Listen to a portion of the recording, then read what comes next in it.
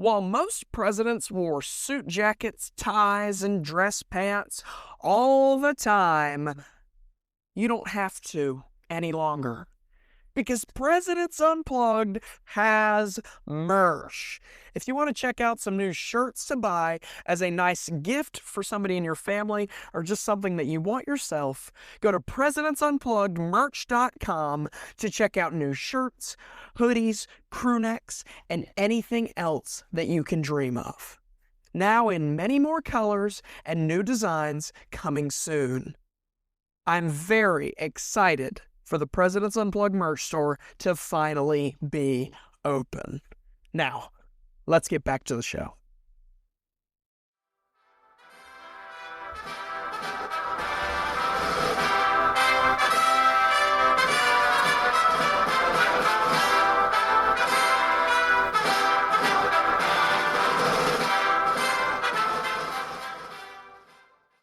November 22nd, 1963, seemed like just another sunny Friday in Dallas, Texas.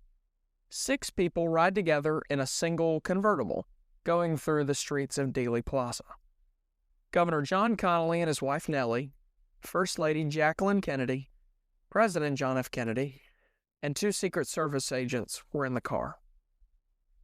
The crowd cheers, American flags wave, and a motorcade of not only the car but a couple of motorcycles behind glides through Dealey Plaza.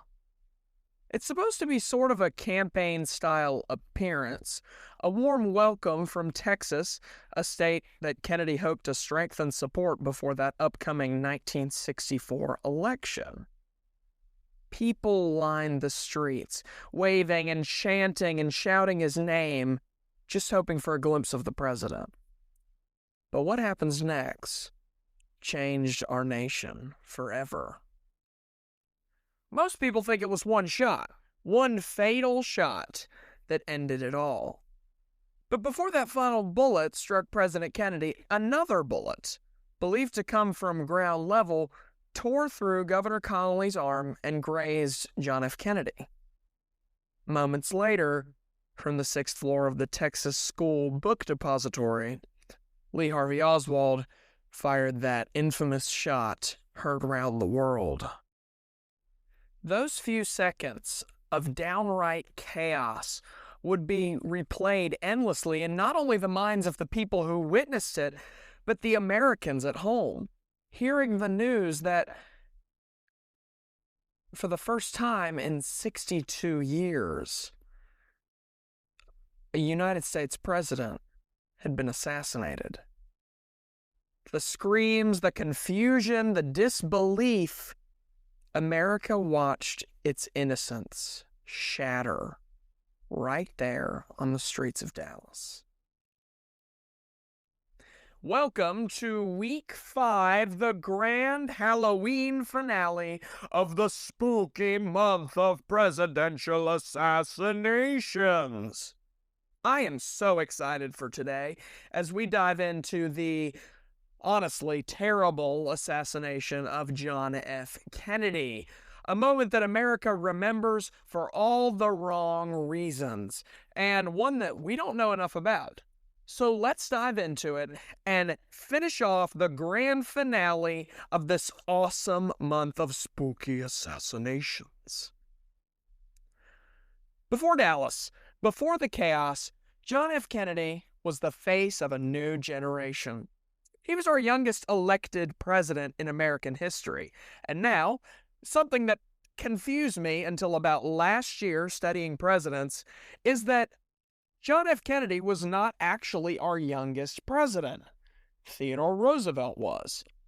But John F. Kennedy was our youngest president elected, meaning he fought against a candidate in an election and won in the end. While Theodore Roosevelt didn't actually have to fight out in an election first, he only came into the office after William McKinley was assassinated in September of 1901. So he assumed the office. He kind of became the president and wouldn't win an actual election until he ran again in 1904. So while Theodore Roosevelt was, in the end, our youngest president ever, John F. Kennedy was our youngest president actually elected, actually voted in by the American people. I didn't want to go too deep into that, but I do want to express that because that's very confusing in American history, as we have our youngest assumed president and our youngest elected president. Now that I'm done with my extremely long story, let's get into this man who was our president. In 1960, after winning the election against Richard Nixon by not a landslide, but a pretty good margin, John F. Kennedy represented not just a man, but a movement. He was super young, he had extremely good charisma, and he was a great speaker. He was a new glimpse of hope for the American people. These American people that have just seen a world war, a depression, another war. Yeah, we weren't doing so hot. So Kennedy coming in as this young guy with new ideas was a fresh start for America.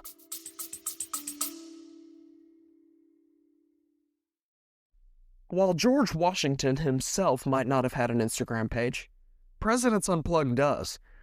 If you want to see some presidential content and overall updates on the show, come to the Instagram at presidents_unplugged. See you there.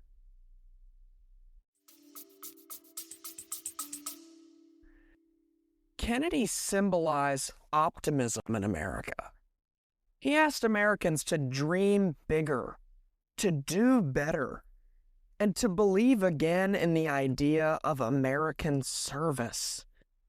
He said this best in his inaugural address, the first real speech he made to the nation on January 20th, 1961, where he said this: "Ask not what your country can do for you, but what you can do for your country."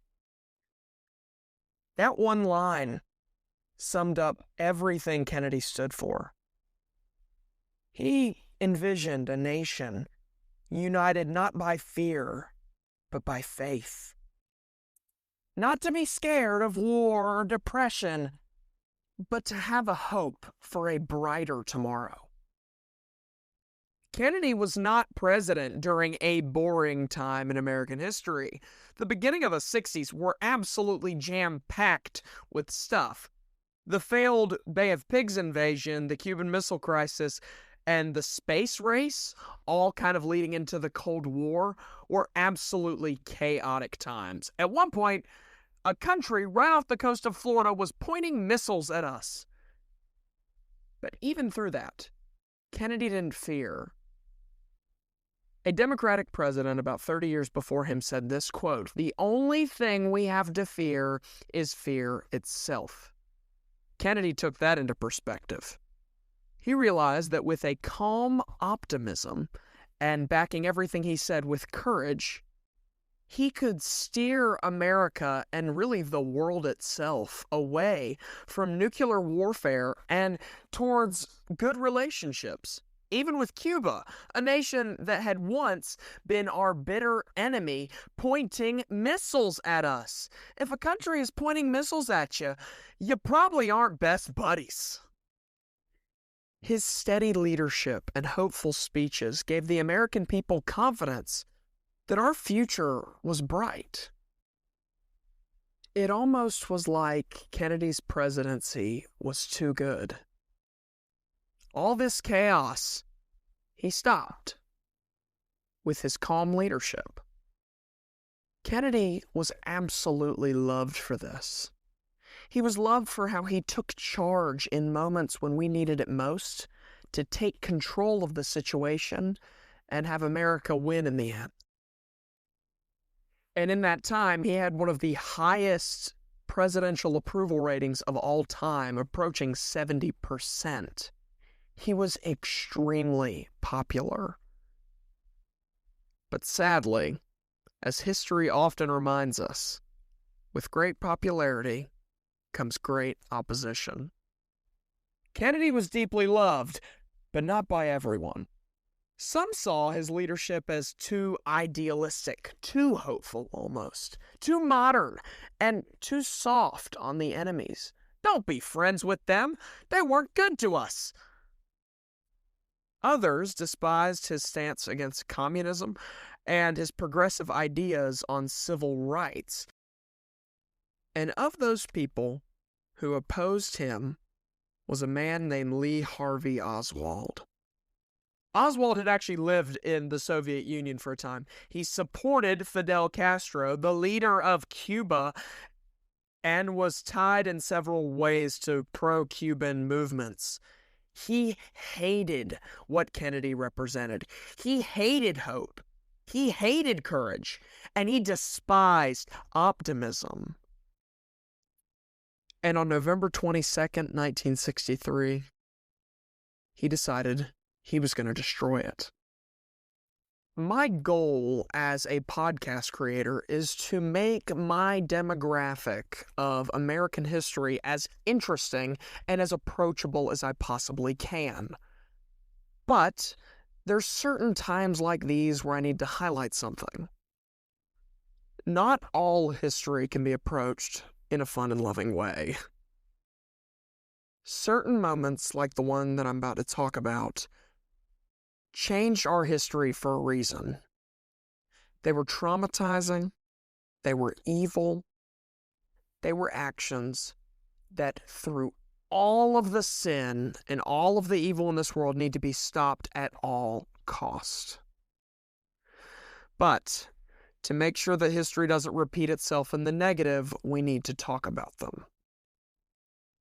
Multiple shots were fired at the car. We actually still to this day don't know how many shots were fired at the convertible.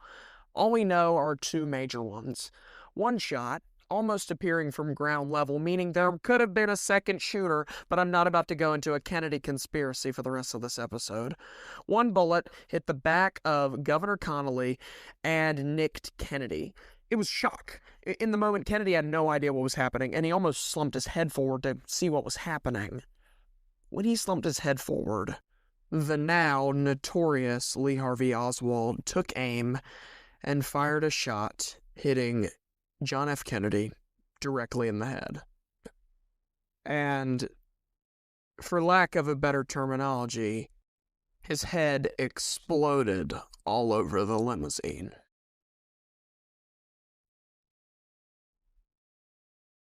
This assassination, the only presidential assassination we have on video, by the way,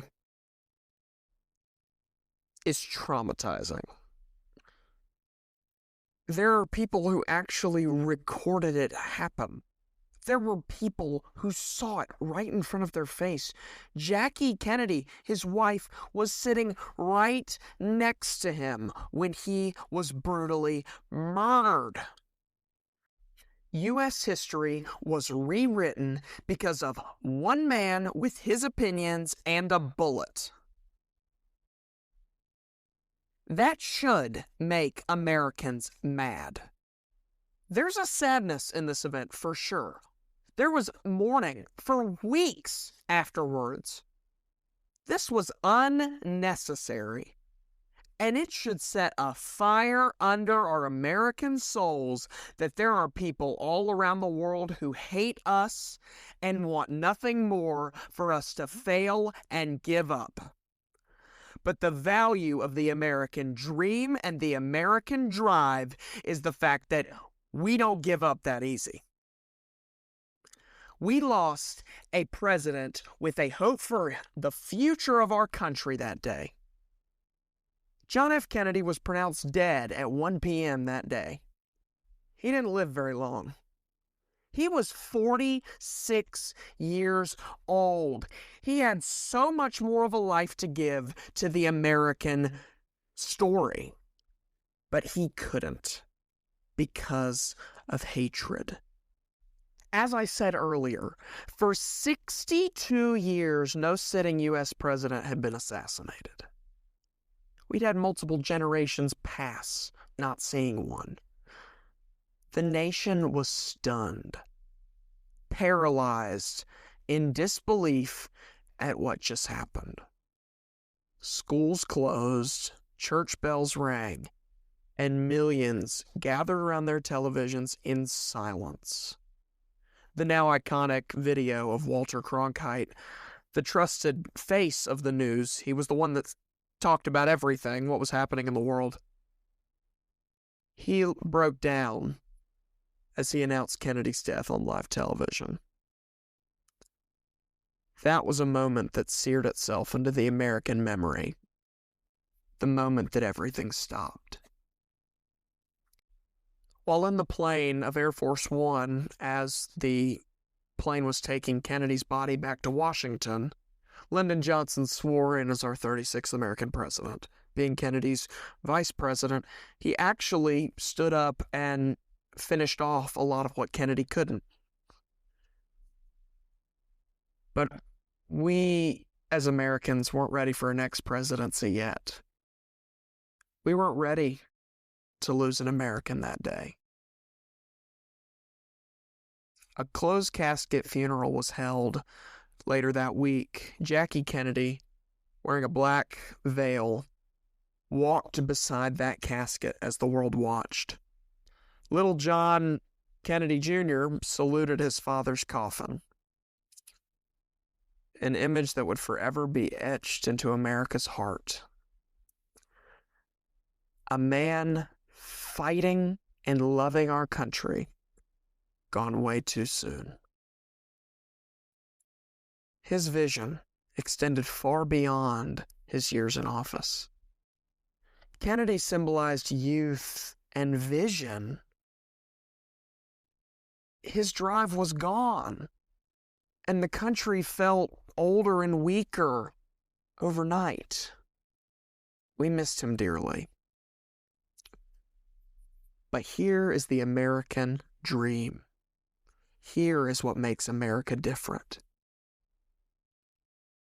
Kennedy's message, Kennedy's life might have ended on November 22nd, 1963.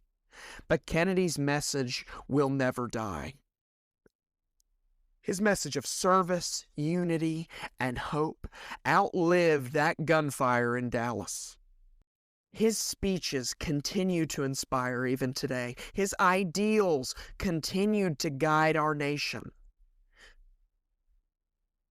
He had challenged America to go to the moon, to defend freedom, and to face the future with confidence, not fearing what tomorrow holds, because the only thing we have to fear is fear itself. Even after his death, those goals carried on.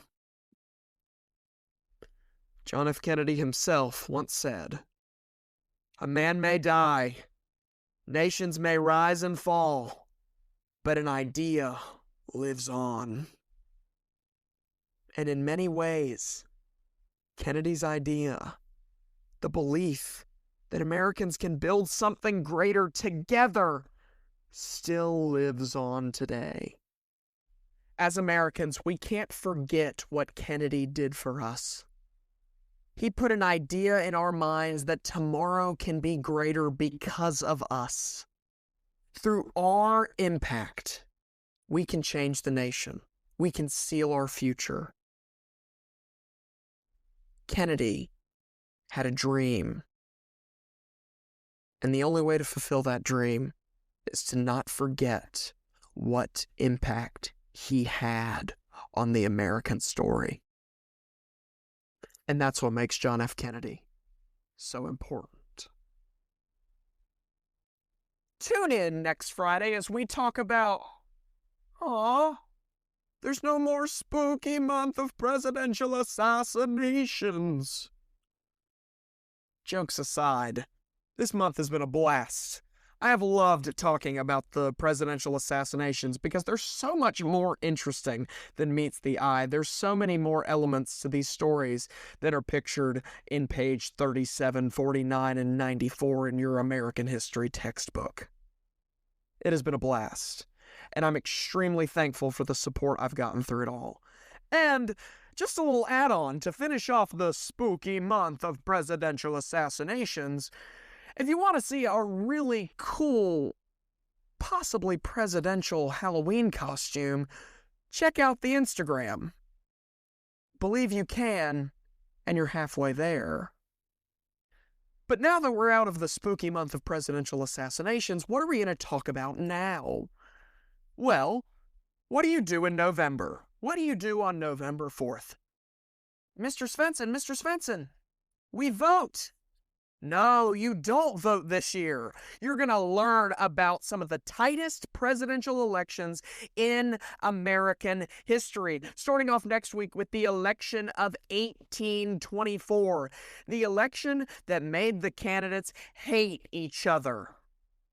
Calling out somebody's wife, making fun of people, calling people short, calling them stupid, and in the end, through, in my opinion, a scam. The guy who won the popular vote didn't even win the election. Learn about that and much more next week on Presidents Unplugged. And happy Halloween.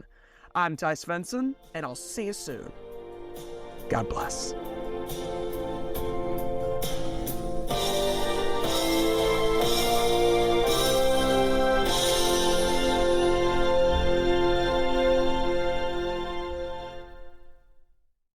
We need to make an executive decision now. The executive decision to follow Presidents Unplugged on Apple Podcasts or Spotify today to be notified weekly that your favorite presidential podcast has released new content. Now, let's get back to the show.